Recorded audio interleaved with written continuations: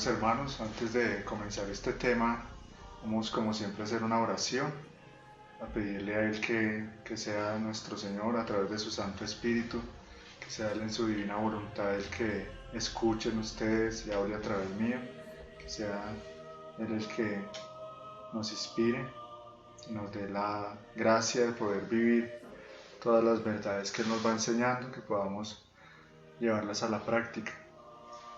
En nombre del Padre, del Hijo y del Espíritu Santo. Amén.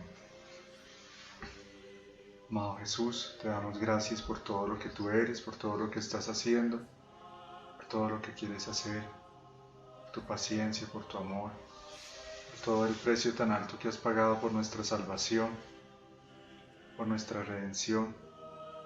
Te damos gracias, Señor, porque tú quieres hacer obras grandes en nosotros y por eso nos insistes tanto en que crezcamos en humildad, en pequeñez. Por eso nos insistes tanto en que nos cuidemos del orgullo, de la soberbia, de la vanidad.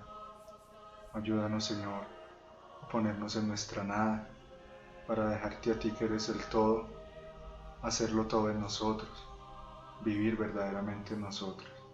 Danos la gracia, Señor, de no poner más obstáculos a tu amor y a tu voluntad. Que te demos la plena libertad de hacer en nosotros lo que tú quieres, lo que tú tanto anhelas. Derrumba, amado Jesús, este muro que hemos construido con nuestra voluntad humana, que ya no haya ningún obstáculo entre tú y nosotros. Es que desaparezcamos nosotros y puedas ser tú, Señor, verdaderamente. Que poniéndonos en nuestra nada, tú puedas llenarnos de ti, hasta poder ser verdaderamente tu reflejo para todos. Ti, Madre Santísima, pido que selles todo nuestro ser con la preciosa sangre de Jesús, que bendigas y selles a cada una de estas personas, a cada uno de estos hogares donde está llegando esta misión a través de este canal, a través de estos videos. Sé tu Madre Inmaculada pastoreando con tu mano maternal, llevando de tu mano hacia Jesús a cada una de estas almas, a cada uno de estos hijos e hijas tuyas, que tú tanto amas y que has elegido, has llamado uno por uno para llegar a ser de esas bienaventuradas almas que viviremos en el divino querer y que viviendo en el divino querer le daremos al Señor todo el amor, la adoración, la gratitud, la correspondencia, la alabanza que Él merece y así cumplir el fin de la creación para que por fin pueda venir a reinar su voluntad en la tierra como reina en el cielo. Gloria al Padre, y al Hijo, y al Espíritu Santo. Como en el principio, ahora y siempre, por los siglos de los siglos. Amén. Bueno, como lo decía en la oración, el Señor nos insiste mucho, y sé que no solo a mí, sino a muchos de ustedes nos viene insistiendo, como lo ha hecho siempre a través de la Iglesia, a través de los santos, nos viene insistiendo en lo que Él considera que es como la tierra donde Él quiere sembrar esas semillas. Pues esa tierra debe ser nuestra alma. El Señor quiere que le produzca unos frutos inmensos, frutos, como dice en el Evangelio, que son frutos eternos. Entonces esa debe ser nuestra misión primera en este momento, el concentrarnos en hacernos eso para el Señor, como la tierra. Y la tierra sabemos que está eso, baja, es humilde. Y como lo dice el Señor, la humildad es no solo esa tierra, sino esa agua y ese sol para esas planticas de las virtudes, que Él no solo quiere darnos esas virtudes a un nivel humano, sino divino.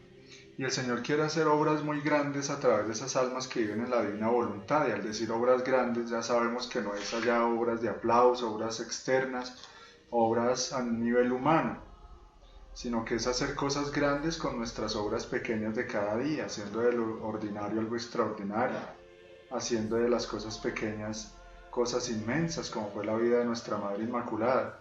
Y como el Señor quiere glorificarse a través de estas almas que lleguemos a vivir en su voluntad, por eso Él quiere primero que hayan unas bases profundas para que en ningún momento todas esas gracias, como le concedió en algún momento también a la pequeña hija de la divina voluntad, a Luisa, el Señor se lo dijo, o sea, las miras sobre ti, las miras que tengo sobre ti, o ese plan que tengo para ti es muy grande, es de cosas muy grandes, y por eso era muy importante que ella se pusiera más que en la humildad, en la propia nada. Entonces hoy quiero hablar para llegar a esto, ya hay otros videos en que yo hablaba de la importancia de la pequeñez, de la humildad, pero hoy vamos a hablar de cuidado con la soberbia espiritual.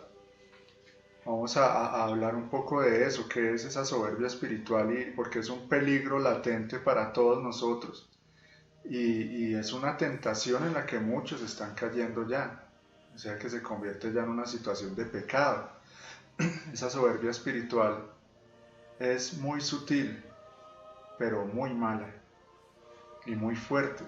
Tanto así que sabemos que la soberbia es el origen del mal en el universo, porque empezó en el corazón de Luzbel ese origen del mal, precisamente porque siendo una persona, un ser que tenía muchas cosas buenas, dejó entrar esa soberbia, ese orgullo, y al dejar entrar eso en su corazón ya se convirtió en un mal, en el origen del mal.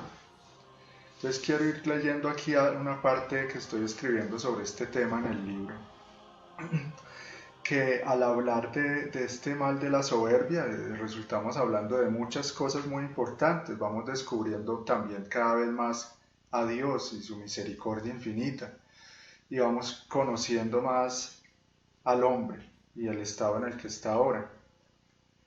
Entonces dice así: en medio de mi gran miseria, el amor y la misericordia de Dios están tomando su sitio, poniéndose en el medio, en el centro de mi corazón. Entonces aquí podemos ir meditando ya algunas cosas. Cuando yo medito en mi propia miseria, en Dios, cuando yo me empiezo a conocer a mí mismo, voy descubriendo que esa miseria es un abismo, pero es más grande el abismo de la misericordia de Dios. Entonces esa misericordia debe ponerse en el centro de mi corazón, es decir, yo tengo la mirada puesta en Dios, no en esa miseria mía. Yo no me puedo quedar mirándome mis defectos, mis pecados, lo que soy yo por mí mismo, sino que sobre todo estoy mirando al Señor. Eso me permite vivir también en el momento presente, no quedarme anclado al pasado. Y el Señor se lo dice a Luisa: sobre el pasado pon una piedra sepulcral, sobre el pecado, sobre el pasado. También, es decir, el conocerse a sí mismo es importante, pero en ese orden, en Dios, en oración, en meditación, para Él, con recta intención. En el centro de mi corazón están poniéndose esa misericordia de Dios. Su amor lo suple y lo llena todo, y comprendo cada vez más el gran mal que es la soberbia, el creerse algo en sí mismo. Comprendo que el Señor permite que caigamos incluso en la culpa, en el pecado, que el hombre se hunda en el barro, para que no se le olvide que por sí mismo no sería más que eso, barro, nada, y que de ahí Dios, y solo Dios, ha hecho de él todo lo bueno que es. Entonces no se nos puede olvidar eso. Dios nos sacó del barro. Eso es el Génesis. Dios hizo al hombre de barro. Tanto así que la palabra humildad etimológicamente significa humus. ¿Qué es eso? Tierra. Tierra, humildad, tierra. Yo soy tierra. Entonces nunca se me puede olvidar eso. Nunca. Por más que Dios me dé tanto que ya empiece a ser más cielo, más espíritu, más santo, más bueno. Pero es Él el que lo está haciendo. Pero por mí mismo siempre voy a ser tierra. Por mí mismo no sería más que eso, barro, nada. Y que de ahí Dios y solo Dios ha hecho de él todo lo bueno que es. Que si tenemos, sabemos o podemos algo, es solo por voluntad, gracia y providencia de Dios. Por su actuar, por lo que Él ha hecho, está haciendo y hará.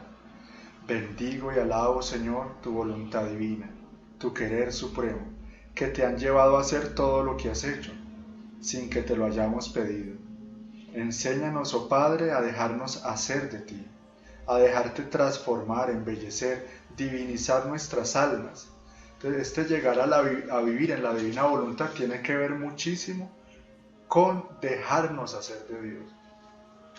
O sea, eso es lo que Él quiere, que el hombre descubra que Dios es el creador y el salvador y el santificador, o sea que Él es el que hace todo, que yo lo necesito totalmente para esa gran obra, solo Él lo puede hacer. O sea, yo a mí mismo no me puedo ni santificar ni embellecer. De eso le hablaba yo por ahí a alguien cuando le hablaba del sacramento de la confesión. Nosotros a nosotros mismos no podemos arrancarnos esas larvas que nos deja el pecado, no podemos limpiarnos el alma como restregando algo, no podemos romper esas cadenas con que los demonios nos han atado a través de los pecados y los vicios. Solo Él puede hacerlo. Él lo hace a través del sacramento de la confesión. Que si no fuera por Él, pues eso, estaríamos llenos de larvas, de manchas, de cadenas y de bultos como muchos andan por ahí, teniendo el remedio al alcance. Ese gran remedio que es el sacramento de la confesión, que para nosotros hoy es gratis, pero que al Señor le costó toda su vida y penas infinitas. ¿Qué es eso? Bendigamos, alabemos el querer supremo de Dios. Esa debe ser nuestra vida, vivir adorando, bendiciendo, agradeciendo esa voluntad, que es lo que lo ha llevado a querer hacer todo lo que ha hecho, todo lo que está haciendo y todo lo que va a hacer, que son cosas maravillosas, impresionantes. Es por su voluntad que lo va a llevar a divinizar nuestras almas, como ciertamente lo deseas. Ayúdanos, Señor, a nunca perder la pequeñez ante ti, a nunca creernos buenos ni justos, que seamos como el hijo pródigo, que se deja perdonar y abrazar, que se deja restaurar por ti, que una vez acogido, comprendido y perdonado, como tantas veces lo has hecho conmigo, se abre a conocerte realmente. Escuchen eso tan importante, seamos hijos pródigos, que una vez acogido, perdonado, restaurado, se abre a conocer de verdad al Padre, se abre de verdad a esa intimidad con el Señor que no tenía antes, al descubrir que aunque en su niñez y en su juventud primera había vivido y estado a tu lado, pero no te conocía, no se había concientizado de lo bueno que era su Padre. Solo hasta después de haberse alejado y haber probado lo amargo que resulta estar lejos de ti, que esto es una cita bíblica. Mirad qué amargo resulta alejarse de mí, dice en el Antiguo Testamento. Entonces eso, el hijo pródigo ha probado, como seguramente lo has probado yo, como lo he probado yo, como lo has probado tú, qué amargo resulta estar lejos de Dios, qué amargo resulta el pecado, cuando descubre los efectos y estragos de la propia voluntad, una vez que ha probado lo vacío del mundo y lo falso de la falsa felicidad y de la mentira del siglo. ¿Ves? Ya nosotros hemos probado eso, lo vacío del mundo, la mentira de este siglo, de lo que está, de lo que pasa. Cuando se habla de siglo es eso, ¿no? Lo temporal, lo que está de moda, lo secular de siglo. El mundo vive eso según el siglo, o sea, la moda del momento, el pensamiento del momento, los inventos del demonio en ese momento de la historia. Hemos probado que eso es una nada. Y luego degustar tu dulzura. O sea, ya probó eso, lo que es el mundo, y luego llega y prueba la dulzura del Padre, su paternidad, su amor incondicional, tu fidelidad y paciencia invencibles. Entonces, una vez que hemos probado eso, se abre a conocerte más allá. Tanta misericordia derrumba el muro de la voluntad humana, quita el abismo del amor propio y establece por fin la verdadera unión. Cuando el que mucho ha pecado es muy amado.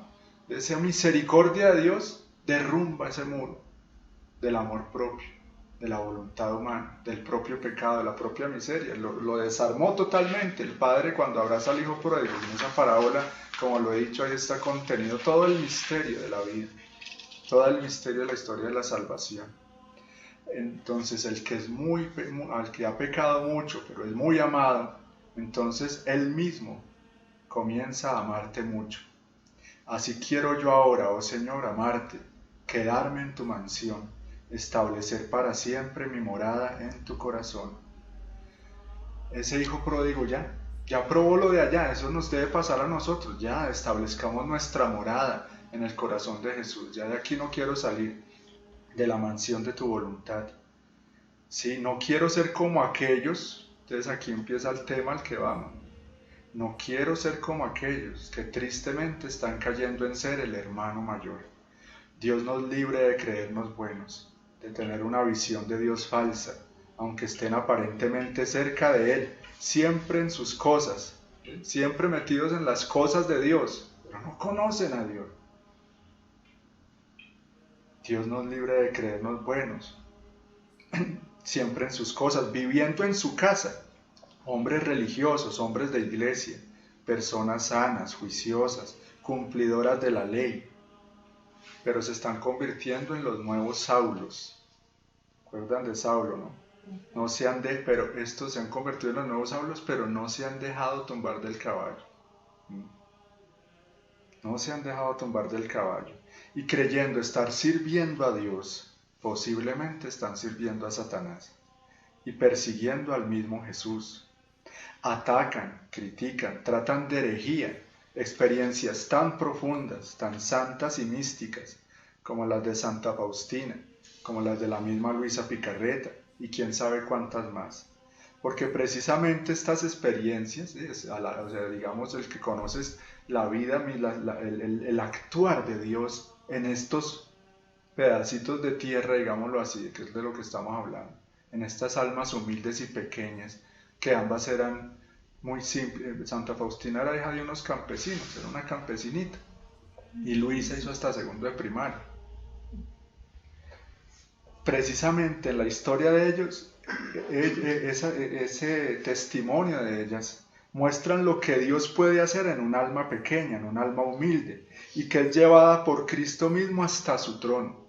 Almas tan amadas y elevadas por el Señor a una altura insospechada, a una unión altísima, en la intimidad que Él quería con el hombre, con todo hombre, desde el origen. Esto que estoy diciendo es muy importante porque precisamente no es por juzgar a nadie, ni hago esto movido por una pasión humana, sino por caridad, porque el peligro en el que estamos todos, vuelvo y lo repito, me incluyo ahí totalmente, en mí ciertamente hay algún grado de esa soberbia espiritual, obviamente, porque en todo hay grados, ¿no?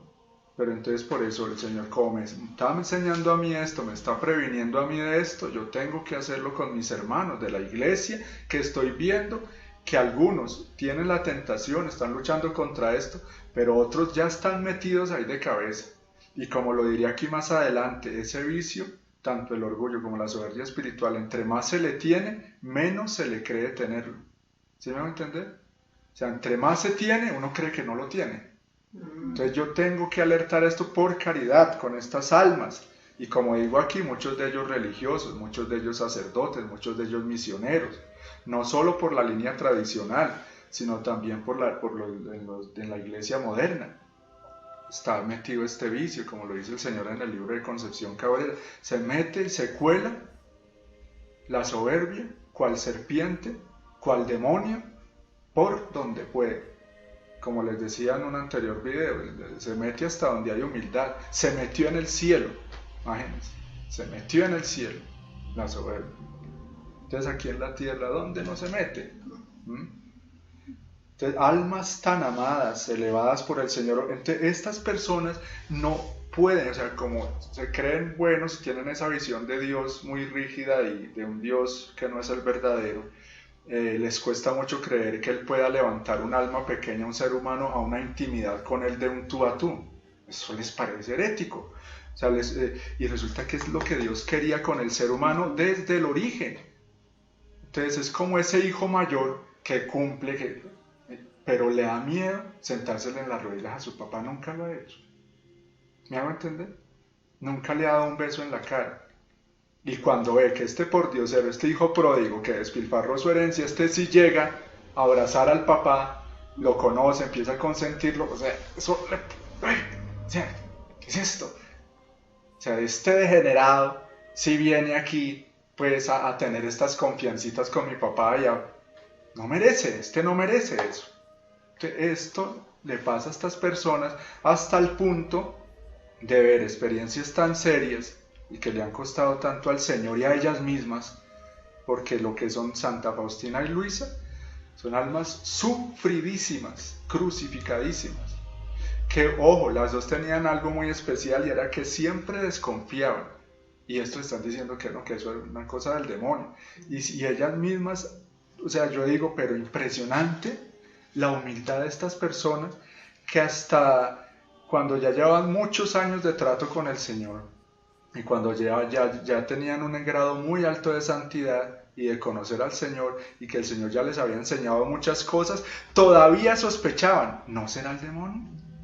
¿Sí será el Señor el que me está hablando? ¿Esto sí será de Dios? Y buscaban siempre la confirmación de la iglesia, la confirmación y la bendición de los sacerdotes y obispos. Eso es un signo muy claro de que no era como esas pretendidas videntes de hoy en día que ya la primera aparición, el primer susurro, ¡ay, me habló la Virgen! Y empiezan a decir que es que a mí me habla la Virgen. No, ellas, todo es la vida, dudaban de sí mismas. O sea, es que yo soy tan miserable y a mi Dios, o sea, ¿sí? Esa actitud, o sea, mi Dios no, ¿cómo es que Dios me está enseñando a mí, no será el demonio? Pero mucho tiempo duraron con esa cruz, porque eso, imagínense el sufrimiento de eso, imagínense esa cruz de usted no saber si su vida es una ilusión satánica o si es una verdadera experiencia santa de Dios. Es una cruz, es un sufrimiento espantoso, imagínense eso. De almas tan amadas, Dios las lleva hasta su mismo trono. O sea, porque ¿a qué está llamada el alma del ser humano? A ser la esposa de Cristo. A ser la esposa de Cristo. Entonces la esposa va a estar allá a miles de kilómetros, como lo ven estas personas, muchos de estos tradicionalistas a ultranza extremos, y a mí me lo han dicho, o sea, ese llamar a Dios o a la Virgencita, que Jesús... No, o sea, que hay que decirle todopoderoso, o sea, es una relación sin confianza, sin intimidad, o sea, siempre a nivel de siervos, que eso voy a hablar más adelante acá, no de hijos, o sea, no está en el nivel de hijos, es nivel de siervos, ya está el patrón y qué miedo, ¿sí? Toca cumplirle, porque si no me va a fulminar de una vez. Así no es Dios, o sea, si Dios quiere que superemos esos estados del Antiguo Testamento. O sea, es un camino de perfeccionamiento, de que Él ya quiere esa intimidad con las almas, por eso estas son santas de ahorita. O sea, si lo vemos a nivel historia de la humanidad, estas son santas de hace muy poco, ¿sí?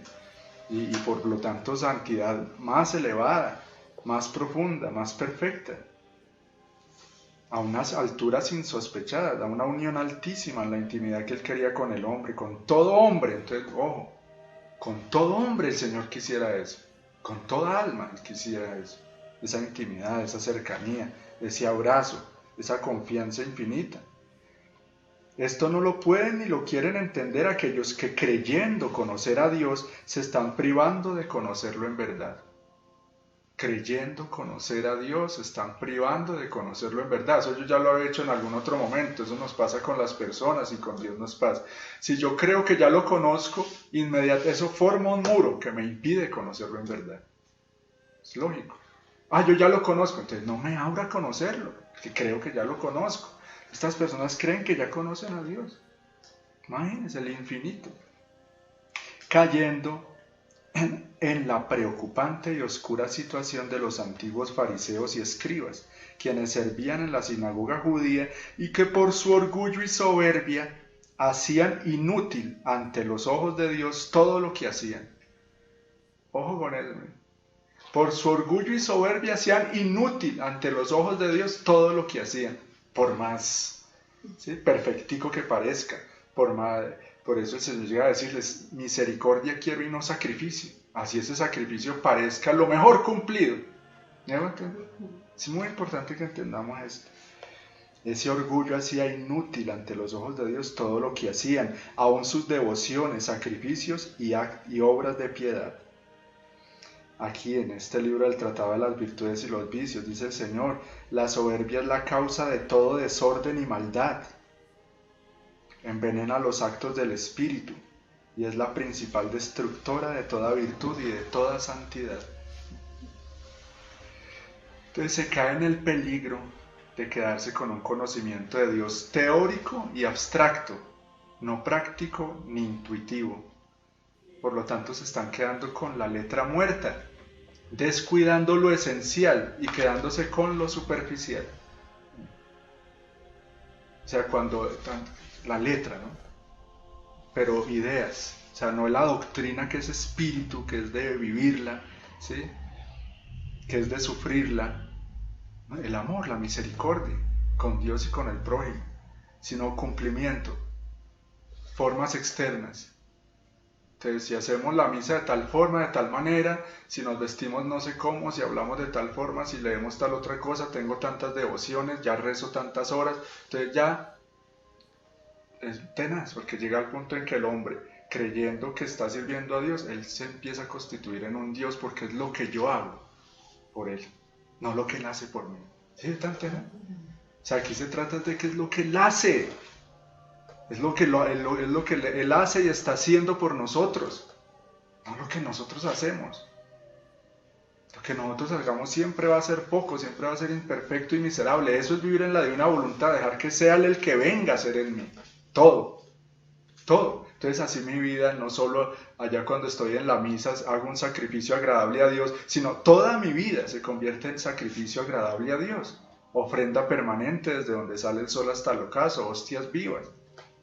Vamos entendiendo, espero que sí, porque esto es clave, son pasos básicos para llegar allá. O sea, estamos sentando bases hasta ahora. Esto es tan grande que llevamos años, hasta ahora estamos empezando. Y personas que están hasta ahora nuevas en esto, viendo estos videos, entrando a esta misión, pues esto les cae muy bien porque esto es eso, es empezar con el pie derecho, es empezar a construir sobre algo sólido, no sobre la arena de mi yo, de mi propio criterio, de mis prácticas, de lo que yo hago, dejo de hacer. O sea, aquí se trata de eso, de creerle a Dios, de esperar en Dios, de dejar a Dios ser Dios. Entonces explico esto, quedarnos con un conocimiento de Dios teórico y abstracto, no práctico ni intuitivo. O sea, intuitivo es que yo lo vivo desde adentro, entonces ya las cosas no solo las entiendo aquí teóricamente, sino que las vivo, entonces ya las comprendo. Entonces ya las encarno. ¿Sí? ¿Qué pasa cuando yo me quedo con un conocimiento de Dios teórico? ¿Sí? Puedo conocer los dogmas, leer el catecismo, sé de tal papa, de tal concilio, etc., leer el libro de tales santos, pero al final, si eso yo no lo vivo en realidad, se me convierte en un trabajo intelectual que hace que yo me quede en una letra muerta. Entonces empiezo a descuidar lo esencial, que es el espíritu, que es el amor, que es la voluntad de Dios. Empiezan a quedarse con las formas externas, no con el espíritu de las mismas, tal cual le pasó a los fariseos, a los escribas y fariseos, escrupulosos en el cumplimiento, siervos, no hijos, escrupulosos en el cumplimiento de las leyes, de las normas, de los preceptos, pero descuidaban el espíritu de las mismas, por eso estaban más ciegos que cualquier otro. Entonces, como se creen tan buenos, estos que están incurriendo en este pecado de la soberbia espiritual, se les olvidó que todos somos pecadores y miserables ante Dios, hasta llegar al punto de creer que no necesitan misericordia. ¿Por qué están atacando la devoción de la misericordia? Porque ellos no la necesitan, como son tan buenos. La divina misericordia es para los que nos sabemos miserables, y que lo somos, como yo, que soy un pecador, que con todas las gracias que Dios me ha dado, yo ya debería ser mucho, mucho mejor de lo que soy. Mucho más fiel, mucho más constante, mucho más santo, mucho más puro, en fin. Entonces yo sí sé que necesito la misericordia de Dios y por eso le agradezco al Señor que me ha dejado caer muchas veces. En ese caída y levantada, no es que yo me levante, yo me he caído muchas veces y yo mismo no me he podido levantar. Me he dado cuenta que el que siempre me ha levantado es el Señor Jesucristo. Entonces empiezo a descubrir que yo necesito un Salvador y que tengo un Salvador. Que lo tengo, cuento con Él. Me dejo salvar por Él. Pero cuando yo ya soy muy buenecito y toda la vida he sido muy buenecito, muy cumplidor, una persona muy juiciosa, porque es que yo los he visto, es que hay personas que uno ve que son así, gente que siempre ha sido muy cumplidora, muy juiciosa, muy sana. Entonces tienen ese gran peligro que le pasó al hermano mayor. Entonces, hasta llegar al punto de creer que no necesitan misericordia, como supuestamente le están cumpliendo a Dios, dándole, ofreciéndole el culto que Él merece, etc., creen que ya Dios les debe a ellos. O sea, ya llegan a un punto en que, así no se lo digo, pero en el fondo es que ya Dios, o sea, yo ya le estoy cumpliendo a Dios, entonces si a mí todo me tiene que ir según mi voluntad humana, porque es que Dios ya está en deuda conmigo, porque yo hago esto, no soy, es que ¿por qué el Señor insistió tanto en el Evangelio en esto? ¿Qué dice él? Aprended de mí que soy manso y humilde. Hubiera podido decir, aprended de mí que hago milagros, aprended de mí que mirad tan inteligente que soy, aprended de mí que mirad, hasta ni siquiera dijo tan obediente, que es una de las virtudes que más ama el Señor. Aprended de mí que soy tan cumplidor de la ley, hubiera podido decir. Aprended de mí que siempre he respetado toda la ley judía. Aprended de mí que soy manso y humilde. ¿Sí? Y también qué dice de los fariseos y los escribas. Porque, mire que esto es tremendo, el Señor no le habló así de fuerte a ninguno que cometiera cualquier otra clase de pecado. Vosotras prostitutas, o vosotros ladrones, mirad. ¿A quiénes es? A los únicos que les hablaba así de duro? A los que tenían el pecado más grave, y es este. O sea, es tremendo eso. Si tenemos estamos ya, perdidos. Estamos alejándonos de Dios. Aquí más adelante va a decir una cosa tremenda sobre esto. Así no cometan ningún otro pecado. Seguramente los fariseos y los escribas no robaban, quién sabe, pero sí, tal vez tenían también sus vicios y sus mañas, porque con la soberbia lleva a otros.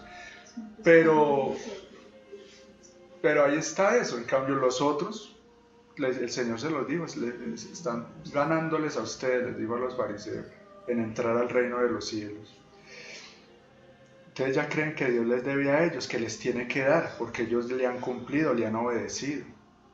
Del diario de Santa Faustina, hagamos esta oración en este momento. Te invito para que le digas al Señor esta oración con tu corazón, porque por nosotros mismos no podemos, no sabemos cómo. Señor, ayúdame a ser humilde. A ver, ¿cómo? Es una flor, una perla, una joya tan preciosa que como que se nos oculta. Oh Jesús bueno, te agradezco por esta gracia, es decir, darme a conocer lo que soy por mí mismo, miseria y pecado, y nada más.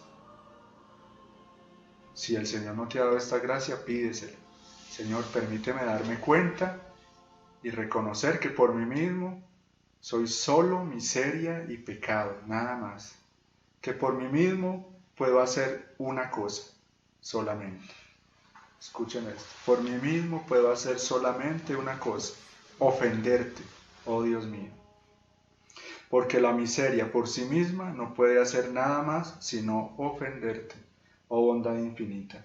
Esta debe ser nuestra actitud. Esta debe ser nuestra actitud. Por nosotros mismos solo podemos ofender al Señor. Si no lo hacemos, si hemos sido eso, personas juiciositas, buenas, cumplidoras toda la vida, ha sido gracia del Señor. Y como tal tengo que reconocerlo y agradecerle por eso. Esta debe ser nuestra actitud, por lo que debemos estar muy alerta contra el orgullo y la soberbia, pues estos, entre más se les tiene, menos se cree tenerlos, como se los decía ahora. Que solo se encuentra Jesús entre los hombres. Esta frase me parece tremenda para nos, pura divina voluntad, meditar, que me lleve a la reparación, a no ser de los que lo dejamos solo. Esta frase está ahí en el libro de las virtudes y los vicios. El mismo Jesús la está diciendo, como si dijera, que solo me encuentro en medio de los hombres, cuánto humo y cuánta paja. Estamos hablando de dentro de la iglesia, ¿no? De los religiosos, los que oramos, religiosos comprometidos, mis sacerdotes, nosotros los laicos, los consagrados. Nosotros somos consagrados a Jesús por María. En medio de esos que supuestamente son su pueblo, su herencia, por la que ha metido el brazo y ha derramado su sangre, que los tiene aquí, al menos déjenme esto, ¿sí? Entre estos, entre ese su puñado, cuánto humo y cuánta paja. Lo más, y más adelante dice el Señor, y lo más son apariencia, por la soberbia. Fariseos, parecemos sí, muy cumplidores, muy buenecitos, ya hemos cambiado muchas cosas, pero como en el amor propio, la vanidad, la soberbia, hace eso, que ante los ojos de Dios, mucho de lo que hacemos, de lo que le ofrecemos es paja. Miren esto tan tremendo, escuchen esto, dice, el odio de Satanás hacia Dios, porque según palabras del mismo Señor, en el Tratado de las Virtudes y los Vicios, dice el Señor, es su tormento mayor, el no poder amar a Dios, el modo de desquitarse, y el tormento mayor es que el demonio sabe quién es Dios. Lo conoce y sabe que nunca va a ser como Él, que nunca puede igualarlo, en fin. Y mire lo que dice, es su tormento mayor, el modo de desquitarse es arrebatar de las almas este convencimiento de que yo soy el todo innato en la criatura, y levantarla a ella en falsos pedestales de secreta soberbia para hundirla en el infierno. O sea, la forma en que el demonio se venga de Dios es haciendo que el alma se vuelva soberbia. O sea, esa es su meta. Vea que aquí estamos desenmascarando muchas cosas, por gracia de Dios. O sea, el objetivo del demonio con nuestras almas es que nos volvamos soberbios y orgullosos. Si logra eso, ya. Y para lograr eso, ya aquí seguimos, dice, es decir, nada le interesa tanto al demonio que lograr que el alma se vuelva soberbia y orgullosa y que viva en función de sí misma, poniendo su yo en el lugar de Dios, que se crea algo en sí misma, para que así el alma no le permita a Dios ser Dios en ella, para que no le deje libertad y viva ella en la autosuficiencia, de ser en la práctica un Dios para sí misma, como vive el mundo. Lo que logró con esta cultura modernista y posmodernista, lo que logró la masonería, un mundo de soberbios, que se creen Dios, y repito esa frase, porque encierra muchas cosas, dice, creyéndose dioses se hicieron como demonios. Nos creemos dioses, están actuando es como demonios, que se crea como Dios el que ama como Él, el que puede resucitar un muerto por puro amor, que se crea como Dios, y ese que hace eso no se va a creer como Dios, sabe que todo es gracia de Él. Entonces, ojo con esto, con tal de lograr esto, el demonio está dispuesto a ayudar al alma hasta a crecer en ciertas otras virtudes, de manera falsa, claro, a hacer ciertas cosas buenas. Mire, con tal de que el alma se vuelva orgullosa y soberbia, el demonio puede aún ayudarle a que haga ciertas cosas buenas. Tremendo, de manera falsa, a lograr éxitos, progreso, crecimiento en lo humano, lo que es la excelencia, lo que todo el mundo persigue todo el tiempo. Y esto ya lo sabemos, que con tal de que el alma se vuelva soberbia, está dispuesta a darle todo lo que el mundo y los mundanos anhelan. Con tal de que crezca en el alma esta soberbia, le da fama, plata, riquezas, comodidades, que le vaya bien en los negocios, etcétera, etcétera, etcétera. Pero mire, no solo las cosas de aquí está dispuesto a darle al alma, sino aún cosas espiritualmente hablando, con tal de que se vuelva orgullosa. También Dios está dispuesto también, con tal de que el alma no caiga en esta soberbia y orgullo, con tal de que no imite en esto al demonio, con tal de que el alma no imite en esto al demonio, en eso de la soberbia y del orgullo, por ser el origen de todo pecado, y del apartamiento y separación de la criatura de su Padre. O sea, esa soberbia es la causa primera de la separación de la criatura de su Padre Celestial. Imagínense. O sea, esa es la serpiente, ese es el bicho con que tenemos que pelear como sea, y darle como sea, y aplastarlo como sea. A dejarle, entonces Dios está dispuesto a dejarle o permitirle caer en otros vicios y pecados. Y esto no es doctrina mía, esto lo enseñan, por ejemplo, recuerdo en este momento San Francisco de Sales, es doctrina de santos. Le permite, o sea, porque Dios permite ciertos males menores para que no se caiga en el mal mayor. ¿Cuál es el mal mayor? Y lo dice un salmo, ahora que me acuerdo, en un salmo el profeta rey David dice, líbrame Señor del gran pecado. Líbrame del gran pecado, el orgullo, lo dice en un salmo. Está dispuesto a permitir, con tal de que no se olvide de su nada. O sea, con tal de que yo no me olvide de que soy nada, Dios me permite caer. Y de esto yo ya he hablado, no estoy diciendo pequen todo lo que quiera, que eso les va a ayudar a ser humildes. No, porque es que eso hay que tenerlo claro, yo lo repito porque ya lo había dicho. Una cosa es el que peca por debilidad, sufre por eso, se arrepiente, vive en una lucha constante contra esto, ¿sí? Reconoce su miseria, se arrepiente, o sea, ya hay una voluntad de pertenecer a Dios, ya hay una decisión de dejar el pecado. Es muy distinto al pecador que ama el pecado, que no lucha contra él, que convive con él. ¿De acuerdo? Yo les había explicado eso con el ejemplo del que deja entrar al demonio y busca ver cómo lo saca, las patadas como sea de una vez, y el otro que lo deja entrar, lo sienta, duerme con él, lo acaricia. Es muy diferente, porque todos pecamos, todos somos pecadores, todos pecamos, todos diariamente. La diferencia es esa, que hay unos que es su vida, el pecado se les convierte en una segunda naturaleza.